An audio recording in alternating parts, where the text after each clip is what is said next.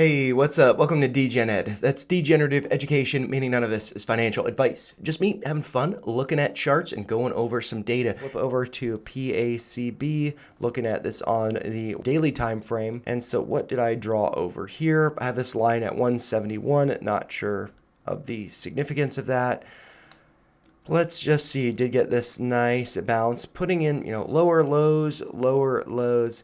I think that this looks like it might be putting in maybe falling wedge or something similar. We do have, these lower highs coming in. I suspect that it will probably get another rejection up here, or maybe it does get rejected from this arbitrary line that I've drawn at 171. Does look like, there was a very nice move on the 5th, going up almost 14% on the day. And then on on Thursday, yesterday, did go higher, but wicked higher, closed lower, volume was higher. So let's just think about that volume corresponding with it. But so as price is going higher, you do have higher volume. So that's good. That supports the move. But then there's a pullback and a close lower. So that actually suggests that this volume is going to then be corresponding with, a push higher, but then people taking profits up there. So this volume does not really back this move, suggests some weakness. And also just kind of zooming in on the chart here, maybe we could do another kind of downtrend over here, really just being, approximate levels. But there is this, potential downtrend here. And with earnings coming up, it looks like on the 13th, so that's going to be next Thursday, I believe, because I think Valentine's Day is Friday. And we can see that, it does look like it's getting rejected here. So I could see there being another pullback, another kind of retest of the levels over here, and just drawing another trend line, maybe connecting with the lows from over there. Actually, maybe I don't want to draw it like that because, that wasn't too significant. Like this, let's look at that. We do have these levels over here. I might actually, I'll leave that up there, I guess. Maybe I'll make this line a little bit thicker, this line a little bit thicker, so we can see that. That to me looks like kind of a falling wedge. So what I could see with the price action, maybe it could go a little bit higher, but ultimately what I would expect to see is maybe a rejection and ideally a bounce here around earnings, maybe another bounce inside this, but then maybe not coming all the way to the bottom and a breakout. So that is, what I would like to see with it. And I will make that line a little bit thicker. And I will make it, let's see, what color should that be? I'll make it light blue. Very nice and soothing. So that is something that I could see. Yeah, I do feel like this is forming this bigger, like wedge pattern, but it's not quite at the end. And I think, one of the stocks that I do go over pretty frequently is NEO. And, that's just, I think, a nice example of a stock being in a wedge for a very long period of time. And so this, I think it will go higher than where it's at currently. I think there will be more dip buying opportunities, and that might correspond with, there have been lower lows here. So I would not be surprised if it did come back to around 139, the low that was hit on February 4th. And then, start to bounce like that. So, pretty neat chart. I do think there's a lot of potential there. And, and actually, let's see. This does seem like, I don't know. I did just order the book that Roaring Rico was talking about in the Wyckoff video that I shared on the channel. I can actually just share that, where I posted it on the channel. And so we can just see over here this video. I'd recommend checking that out. And also just, I think like the way that I like to do analysis, I think I'm more of the type of person that likes to look at stuff like this, longer time frame, not as exciting as far as, pumping stuff, getting views, but just kind of I'm a little bit slower paced, and so I think that looking at something like this, yeah, I mean this just looks like that wedge that I had drawn there. I mean, I think that this. I'm actually going to delete this. I don't think that's too significant anymore. But yeah, this seems like it's been potentially accumulating for some time. But yeah, oh, and we could look over at options data with this. There is options with it.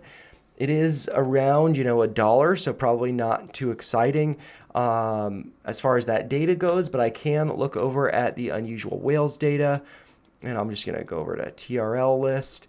And from this, I will look up PACB, see if there's anything interesting over here, anything that stands out.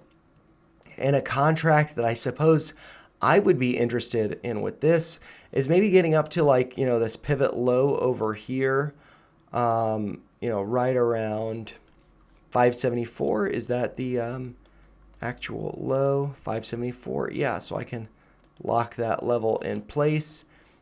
And maybe, that's a level that might get rejected from or something. So maybe a good level to take profits at. It's a pretty big move to the upside.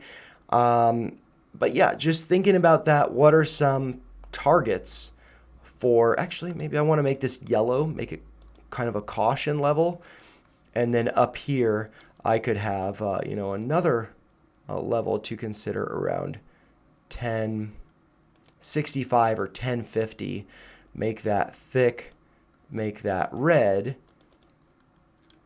And so, yeah, I mean, I think that is where this could potentially be going. And so that would be like, strikes I would want to look at for call contracts. And so, 574, so let's think about 5 or 6, and then up here right around 10 for that red line. And so, and I like to go further out into the future. I just like to give myself buffer. So I'm going to look here at January 16th. I'm going to look at calls and the strikes that I'm interested in. Like I said, 5. So let's add that. And then also looking at 10, like I said, let's not look at the 8. And let's, just look at the data over here. I would not expect there to be a lot of volume traded. We can see the past few days, no trading of the $5 strike, so not really too exciting there. Not much volume. You might have a hard time getting filled. Same thing with this other one. And then if we just look at this data over here, I'm going to expand this so we can look at it. This is 1 day for the, let's see, the call and put, the net call and put premium, and the stock price here from yesterday on Thursday, and we can see that net premium came down by almost $6,000. Not a lot of money behind it, and the net put premium came down by almost $4,000, whereas the net call premium came down by even more, by about $5,500, and we can see that here with the zero line being right where the cursor is. The net put premium in red coming down, the net call premium coming down even lower in green, this net volume being, the selling. And if we look at the bear bull slider, just behind me, we can see that is majority on the bearish side, but that's only at 43%. So take it with a grain of salt. That neutral could be, maybe 50-50, bearish, bullish. But yeah, just looking at the chart here, it does seem like, net bearish because the net call premium did come down lower than the net put premium. And if we do, let's just look at the past 14 days. What stands out about this? We do have a lot of calls being bought over here on January 22nd. The net call premium ended the day up by only 80,000, so not a lot of money behind it. So not too, let's see, exciting there. Yeah, I mean, this is just not a lot of money traded, so I just don't think that the options data really gives us, or sheds too much light on the stock price. But yeah, I mean, if this is a company that you're very interested in, if this is something that looking at for a long-term hold, I think that this looks like a really nice setup. Looking at the daily time frame, And yeah, I mean, I think that this could be, potential 2x. And, with that being said, 2x, the high over here, maybe I just want to point that out, was 272. So I need to adjust that. Should be magnetic there. And so, yeah, maybe that's a level to be looking at, maybe wanting to break out above that level. And yeah, so that would be, I think, a really nice sign that this is going higher. But yeah, with earnings, what I might want to do, just, out of curiosity, I probably will not trade this, but I did mention the low over here of 139. And so I might put an alert on their 139 price below. Maybe that would get my attention on this. And then maybe, not buying calls, but maybe selling a cash secured put could be a nice way to pick up some shares of this, or maybe just to trade some premium. So if it does come down to 139, that would then be below 150. And so looking at the options data here, February 21st, that would, sorry, I'm switching back and forth, but earnings before, February 21st. So maybe could look at picking up a put. So just flipping over the puts here, or selling a cash secured put. So that would, get a premium of, 5 cents per share. So that's $5 per contract. So would have to put $150 or $145 effectively on the side, getting that $5 in premium.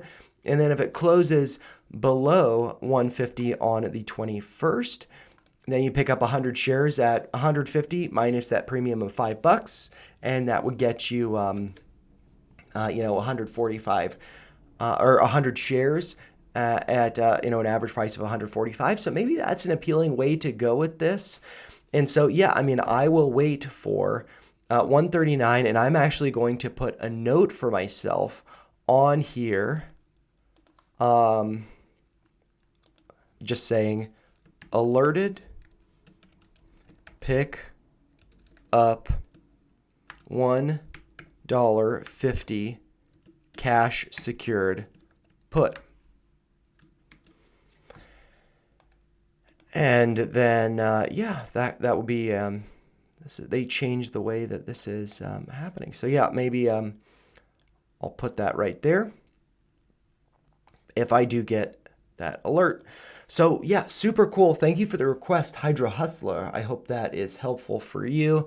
I hope you guys have a great Friday trading. And, as always, those are just my thoughts. If you found them helpful, make sure you like the video, share your thoughts in the comments down below, and make sure you subscribe to the channel for more videos like this. Thanks a lot for watching. Take care, you guys. See you later.